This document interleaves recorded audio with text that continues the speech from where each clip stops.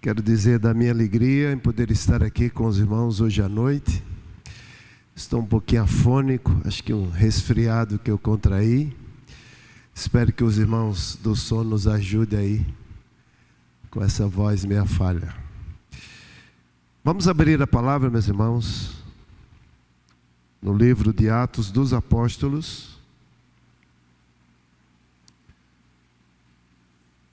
capítulo 4.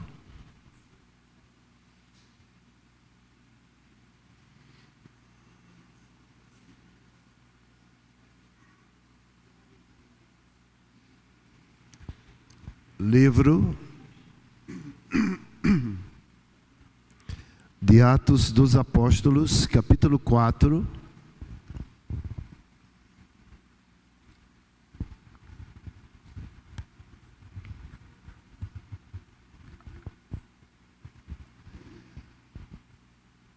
Culto hoje em reflexão, família e oração. Estaremos pensando um pouquinho sobre o poder da oração, tendo, por exemplo, a experiência de nossos primeiros irmãos ali que experienciaram uma resposta de Deus em oração feita, que nós também possamos entender o que o Senhor quis fazer aquele povo, seu povo, e aplicar também às nossas vidas. Convido os irmãos a acompanharem comigo a leitura, livro de Atos dos Apóstolos, capítulo 4, a partir do versículo 23, diz assim a palavra do Senhor. Uma vez soltos, fazendo menção a Pedro e João, obviamente, uma vez soltos, Pedro e João procuraram os irmãos e lhe contaram tudo que os principais sacerdotes e os anciãos lhes tinham falado. Ouvindo isto, depois que ouviram toda a explanação de Pedro e João, ali em um ambiente de oração, os irmãos unânimes, levantaram a voz a Deus e disseram: Tu, soberano Senhor, fizestes o céu, a terra, o mar e tudo que neles há. Dissestes por meio do Espírito Santo, por boca de Davi, nosso pai, teu servo. Por que se enfureceram os gentios e os povos imaginaram coisas vãs? Os reis da terra se levantaram e as autoridades se juntaram contra o Senhor e contra o seu ungido. Porque de fato nesta cidade, Herodes e Pôncio Pilatos, com gentios e gente de Israel, se juntaram contra o teu santo servo Jesus, a quem ungiste, para fazerem tudo que a tua mão e o teu propósito predeterminaram. Agora, Senhor, olha para as ameaças deles e concede aos teus servos que anunciem a tua palavra com ousadia, com toda a ousadia, enquanto estendes a tua mão para fazer curas, sinais e prodígios por meio do nome do teu santo servo Jesus. Tendo eles orado, tremeu o lugar onde estavam reunidos. Todos ficaram cheios do Espírito Santo e com ousadia anunciavam a palavra de Deus. Feche teus olhos.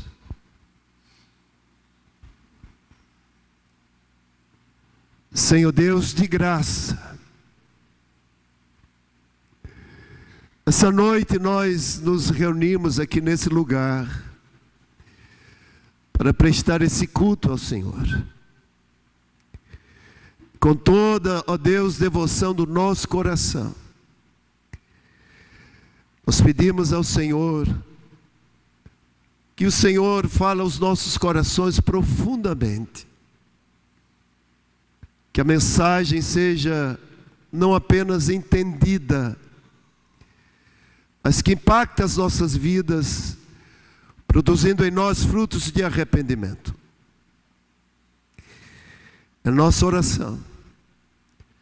Nós te pedimos em nome de Jesus. Amém. Meus irmãos, esse pequeno trecho que nós acabamos de ler, dessa narrativa do Dr. Lucas, os irmãos sabem que Lucas, médico, seguidor de Jesus, escreveu 2 livros.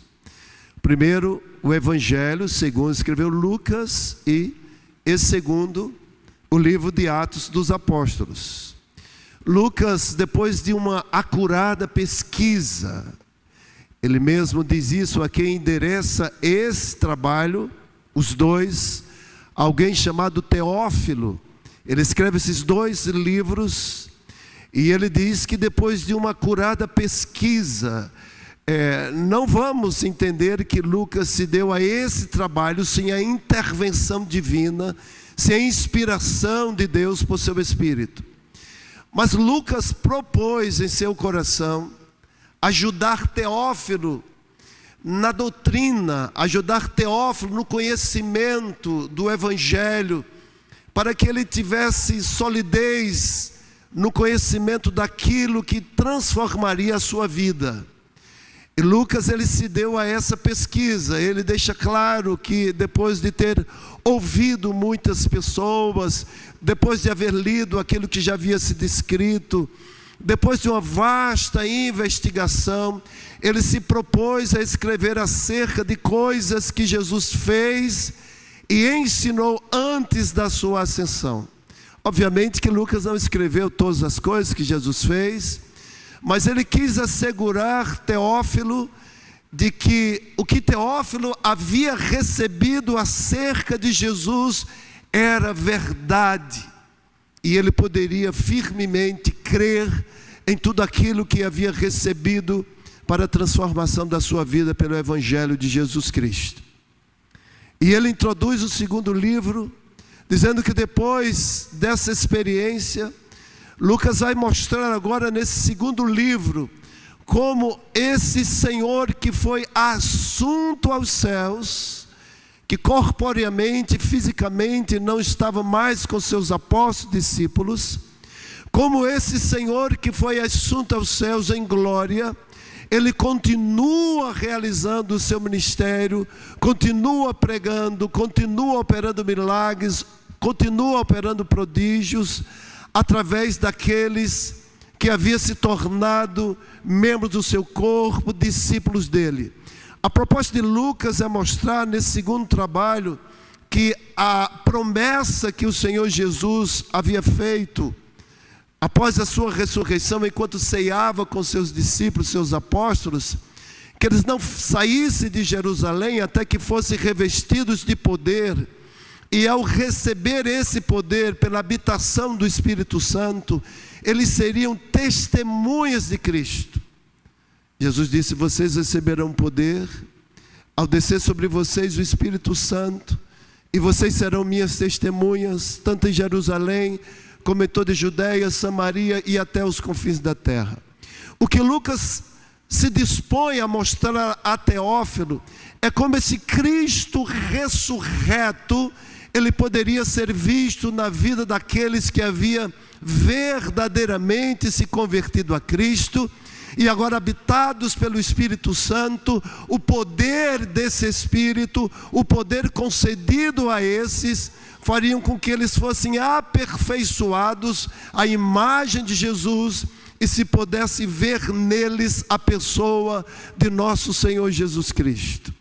Lucas se propõe a apresentar isso a Teófilo. Teófilo, eu vou lhe mostrar como tudo aconteceu, como se cumpriu a promessa. Estavam reunidos ali no dia de Pentecostes, quando a promessa se cumpriu, o Espírito desceu e esses homens se tornaram testemunhas fiéis de Senhor Jesus Cristo. Eles passaram a mostrar que Jesus estava vivo, que Jesus havia ressuscitado através de suas vidas. E Lucas começa a mostrar a Teófilo como esse fato se deu, como a comunidade vivia, perseverando na doutrina dos apóstolos, na comunhão, no partir do pão, nas orações. Era algo impressionante a unidade que se podia ver na vida desses discípulos, porque eles estavam unidos a Cristo, testemunhando pelo poder do Espírito Santo a ressurreição de Jesus. E Lucas conta a Teófilo o primeiro caso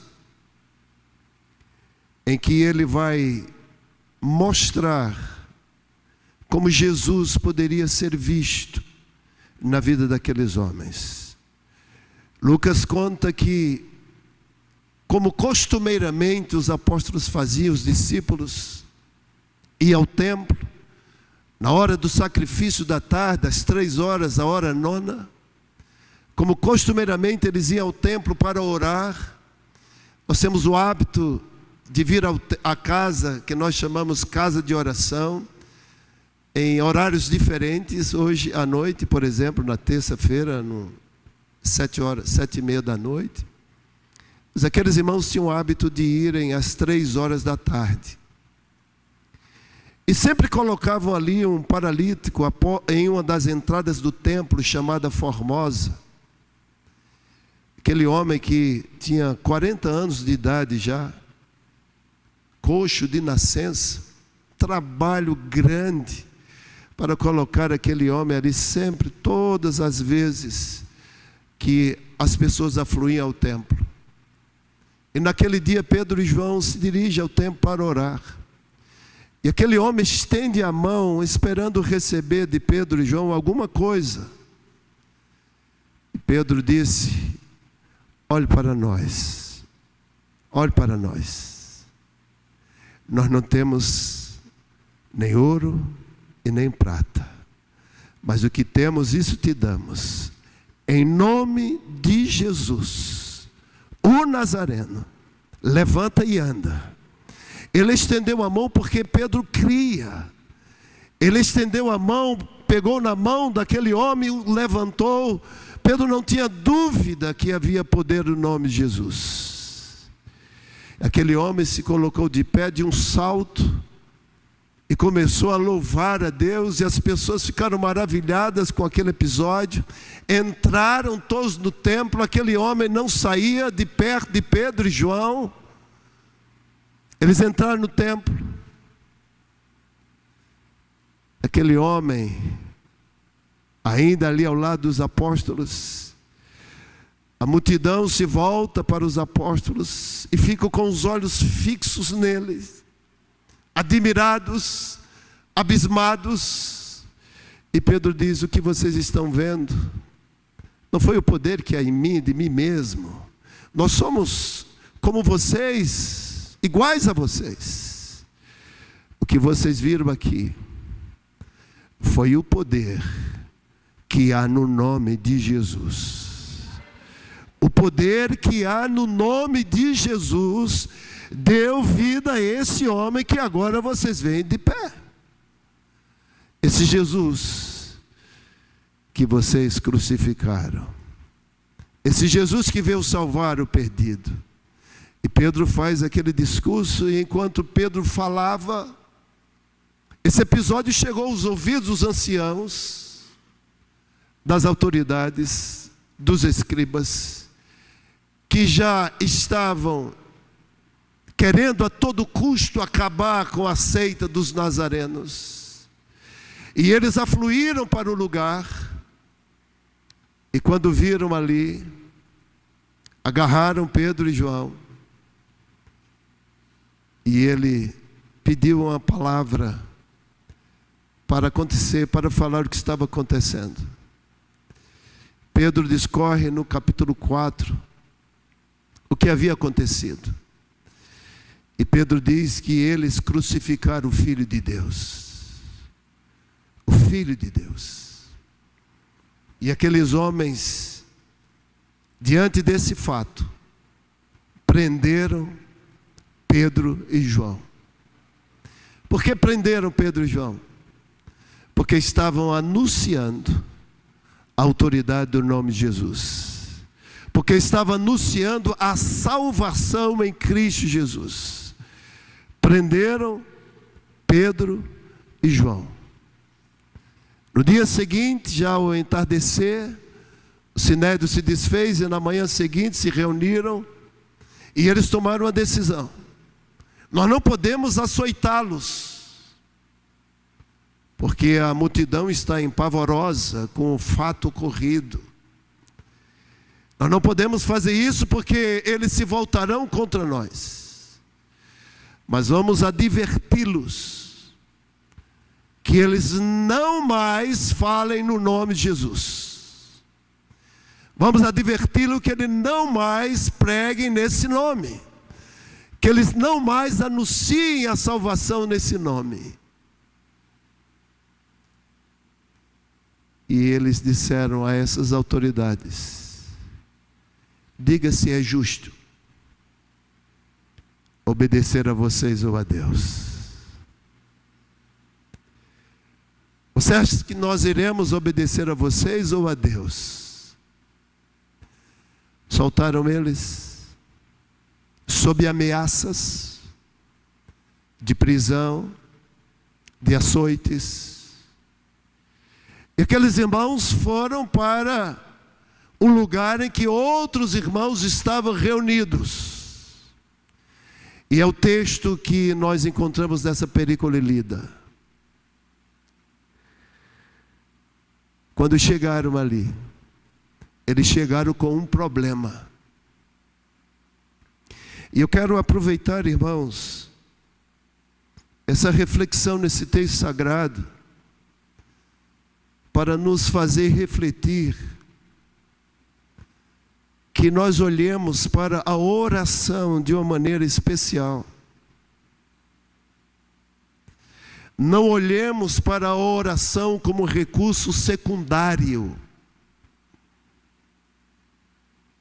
Às vezes chega alguém necessitado a nós, e nós não disponibilizamos de bens materiais para acudir à necessidade dessa pessoa, e sabe o que nós falamos? Eu não tenho muita coisa a fazer por você, mas pejorativamente, eu vou orar. Eu não tenho muita coisa para fazer por você, mas eu vou orar, como se orar fosse de só menos importância. Esses apóstolos estavam com um problema. Com um problema sério. Qual era o problema? Impedidos de falar do nome de Jesus. Estavam impedidos de anunciar a salvação em Cristo Jesus. A vida desses homens só fazia sentido se fosse para anunciar a fé em Cristo. O alvo desses homens, o propósito de vida desses homens, tornou-se a proclamação da salvação em Cristo Jesus. Se tirasse a oportunidade da vida daqueles homens de falar a respeito de Jesus, da salvação em Cristo Jesus, a vida para aqueles homens não fazia sentido. E assim tem que ser para nós também. O apóstolo Paulo dizia: o viver para mim é Cristo. Se eu morrer, sou de Jesus. Se eu continuar vivo, também sou de Jesus. O sentido da minha vida é Cristo. Comungava com esse mesmo pensamento Pedro e João. João sabia o que ele estava dizendo. Pedro sabia o que estava dizendo. Então eles estavam com um grande problema. Para eles era um problema vital. A proibição da anunciação em nome de Jesus era um problema vital. Não fazia mais sentido para eles não poder falar do nome de Jesus. Muito sério isso, irmãos. Qual é o propósito da nossa vida? Se nos proibirem de pregar a salvação em Cristo, sua vida talvez continue a mesma. Porque talvez esse não seja a prioridade em sua vida. O cotidiano revela se essa é ou não a prioridade em sua vida. Nós falamos que vivemos para Jesus em palavras, mas em ações nós denunciamos outra coisa. Esse irmão estava com um problema sério.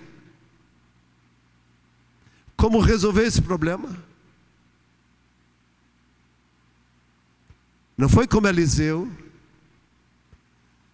que tinha um rei a seu favor e mesmo assim nunca usou. Esses irmãos disseram: vamos orar. O problema, quem irá resolver é o Senhor. Nós vamos colocar diante de Deus. Nós vamos falar com o Senhor. O problema era a proibição da anunciação em nome de Jesus, da salvação em nome de Jesus. Não usar mais o nome de Jesus. Como resolver o problema? Pela oração. Eu quero pensar com vocês, irmãos, à luz das Escrituras, como se deu essa oração. Como nós oramos? Como nós nos colocamos diante de Deus em oração? Sabe qual é a nossa maior tristeza, irmãos? É que às vezes nós nos colocamos diante de Deus sem de fato sabermos perante quem nós estamos. Às vezes nós nos ajoelhamos só de forma simbólica, mas não temos plena certeza de perante quem nós nos ajoelhamos. Às vezes nós invocamos o nome do Senhor Deus, mas não temos plena convicção quem é Deus. Não tememos diante do Senhor. Esses irmãos fizeram diferente. Eles se colocaram diante do Senhor com temor. O texto mostra a resposta a essa condição a qual eles se puseram diante do Senhor. Como se deu a oração desses irmãos?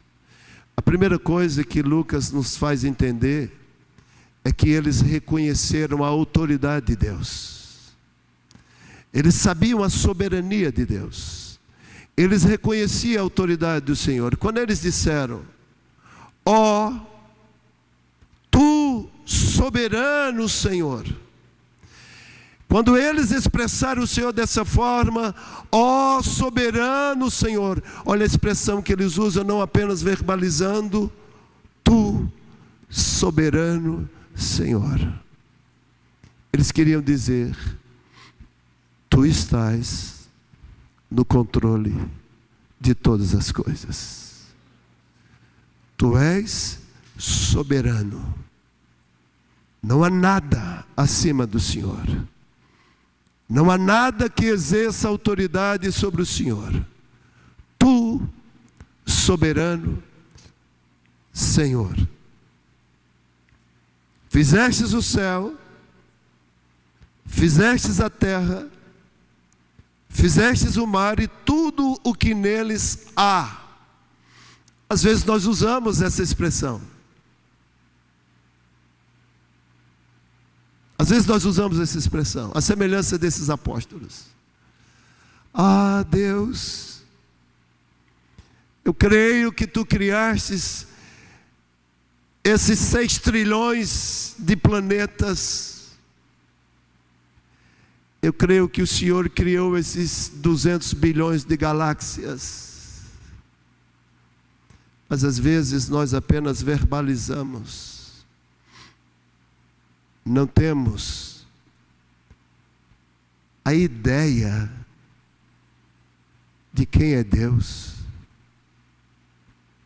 Eles fizeram essa oração simples: Tu, soberano Senhor, que criastes o céu, a terra, o mar e tudo que neles há. O Senhor manda em tudo. Nós estamos com um problema aqui, mas o Senhor manda em tudo. Sabe o que eles estavam dizendo? Quem são esses anciãos diante do Senhor? Quem são esses escribas diante do Senhor? Quem são esses homens diante do Senhor? Muitas vezes nós nos amedrontamos com situações as mais diversas em nossas vidas. E nós percebemos diante desse fato que o nosso Deus é muito diminuto, pequeno demais. Mas eles não olharam assim. Aqueles anciãos não eram mais importantes do que o Senhor. Convicção que eles tinham. E eles disseram: Senhor, só mataram Jesus, só crucificaram Jesus, porque esse foi o plano do Senhor. O Senhor havia predeterminado, e eles fizeram isso com Jesus, exatamente porque o Senhor preordenou, porque o Senhor predestinou, porque o Senhor havia determinado. Eles não fizeram nada além daquilo que o Senhor os determinou a fazer. Isso estava revelado. O Senhor usou o Espírito Santo para falar pela boca do nosso pai Davi, que isso já estava predeterminado. Mas o que eles queriam dizer com isso? Mostrando que aqueles homens não eram nada. Mostrando que aqueles homens não podiam fazer nada sobre eles. Porque tudo que eles viessem a fazer estavam sob a soberania de Deus, sobre o decreto divino, sobre a ordem de Deus. Assim eles oraram. Perceba o conteúdo dessa oração, irmãos. Eles enaltecem a Deus, eles exaltam a Deus, eles glorificam a Deus, e eles estão convictos de que nada que acontece está fora da determinação divina. Olha o que diz o versículo 25: Dissestes por meio do Espírito Santo, por boca de Davi nosso pai, teu servo, porque se enfureceram os gentios e os povos imaginaram coisas vãs. Os reis da terra se levantaram e as autoridades se juntaram contra o Senhor e contra seu ungido. Davi disse isso porque de fato, nesta cidade, Herodes, o Pôncio Pilatos, com os gentios e gente de Israel, se juntaram contra o teu servo Jesus, a quem ungiste, para fazerem tudo o que a tua mão e o teu propósito predeterminaram. Eles não fizeram nada de que o Senhor não havia ordenado. Eles só cumpriram o mandato do Senhor. Esses homens estavam convictos de que estavam seguros nas mãos do Senhor.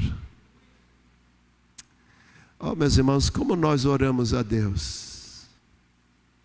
É triste saber que nós temos problemas, mas quando nós os apresentamos a Deus em oração, nós apresentamos a Deus já sabendo que não iremos resolver, que Deus não vai fazer. Quantas vezes nós oramos a Deus já crentes que a oração não será respondida? É uma coisa que não faz sentido.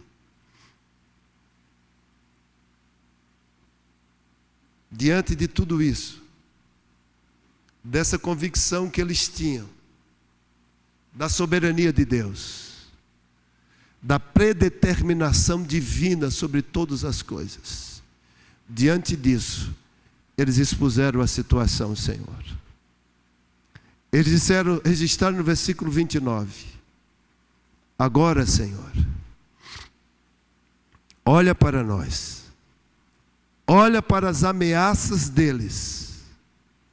Olha para as ameaças deles.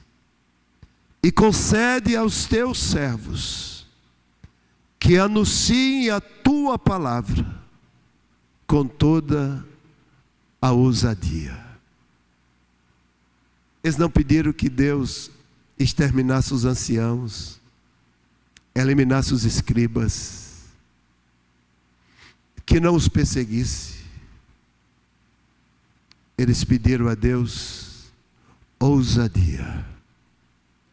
Ousadia. Agora, Senhor, olhe para nossas ameaças. Eles iriam continuar sendo ameaçados, mas eles pediram ao Senhor ousadia. Dá-nos ousadia. E enquanto nós estivermos anunciando a salvação em Cristo, pela ousadia concedida pelo Senhor, estendes a tua mão para fazer curas, sinais e prodígios, por meio do nome do teu santo servo Jesus. Olha a oração. Eles estavam, meus irmãos, intimidados. Eles foram exortados sob ameaça de não falarem no nome de Jesus. Mas eles disseram ao Senhor: dá-nos ousadia de continuar falando no nome de Jesus. E enquanto nós estivermos falando, que se é vida em si o poder que há nesse nome, em curas, prodígios e sinais, mostrando que o Senhor está vivo. Eu pergunto aos irmãos: será que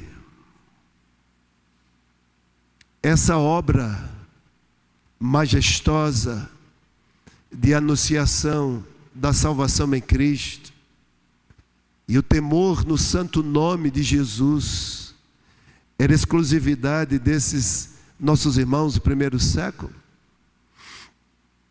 Nós também fomos comissionados a isso, a anunciar a salvação em Jesus, a denunciar a autoridade que há no nome de Jesus.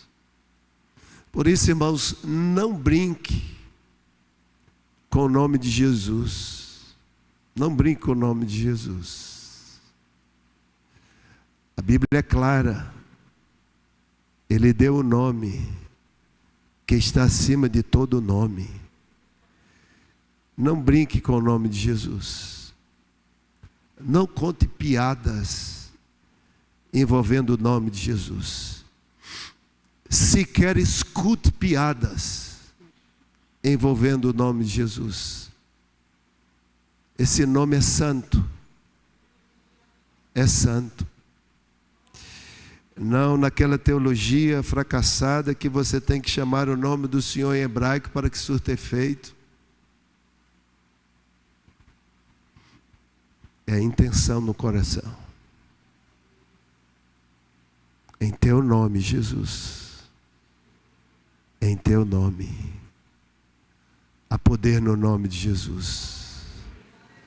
Há poder no nome de Jesus. A oração foi respondida. Lucas diz: Teófilo, coisa impressionante aconteceu. Deus respondeu a oração. Deus respondeu a oração apenas sinalizando por um terremoto? A Bíblia diz que quando eles terminaram de orar, a terra tremeu. Quando você se apresenta diante de Deus, com temor ao seu santo nome. Deus responde. A terra tremeu, mas isso não foi o maior sinal. Sabe qual foi o maior sinal? Veja o versículo 31, a parte B do versículo. Todos, vamos ler?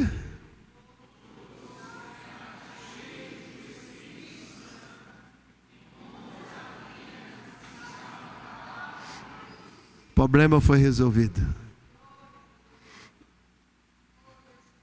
Quando se coloca diante de Deus, com temor e tremor, objetivando cumprir a vontade do Senhor, Deus responde. E sabe qual foi o agente do encorajamento? Sabe qual foi o agente do encorajamento? Espírito Santo. O Espírito Santo dotou-os de uma ousadia tremenda. A ponto de Pedro diz a história. Não negou o poder que há no nome de Jesus. E sob pena de morte, morrer na cruz, conta a história que ele disse: não sou digno de morrer como meu Senhor. Me coloquem de cabeça para baixo. Sabe o que é isso? Ousadia recebida pelo Espírito Santo. E João foi levado à ilha de Patmos. Ninguém saía de lá. Ninguém que entrava na ilha de Patmos saía. Nenhum prisioneiro saía da ilha de Patmos. Mas Deus tirou ele de lá e o levou para a Ásia Menor, para findar os seus dias ousadamente, falando do nome de Jesus.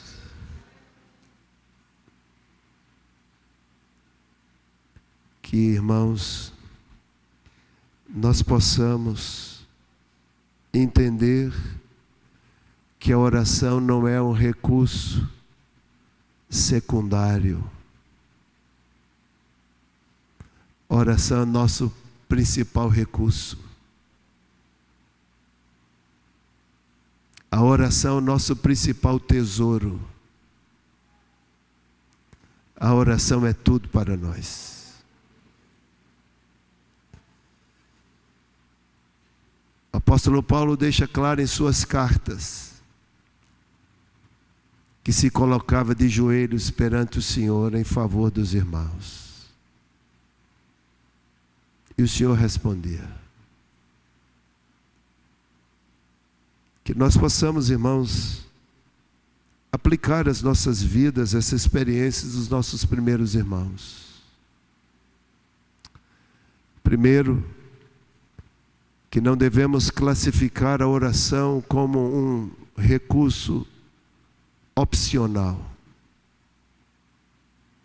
mas o recurso principal que nós temos. Segundo, faça como o Senhor disse: ore, crendo que já recebestes, e assim será com você. Porque às vezes nós oramos e nem cremos. Nem cremos. Quando nós terminamos a oração, nós estamos convictos de que não vai acontecer, porque nós nem cremos. Quando o Senhor diz: quando orardes, crede que recebestes, e assim será convosco. E quando orarmos, irmãos, oremos em consonância à vontade do Senhor, porque Ele só tem compromisso com a sua vontade.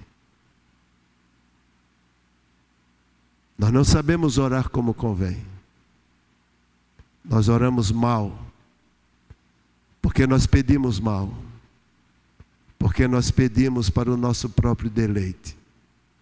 tudo aquilo que oramos com temor a Deus, para a glória do Senhor, Deus responde. Porque é para a glória dele. É para o louvor do Senhor. Por isso, irmãos, é preferível que você nem ore, do que você dizer que está orando, sem de fato orar. Deus nos ajude. Amém?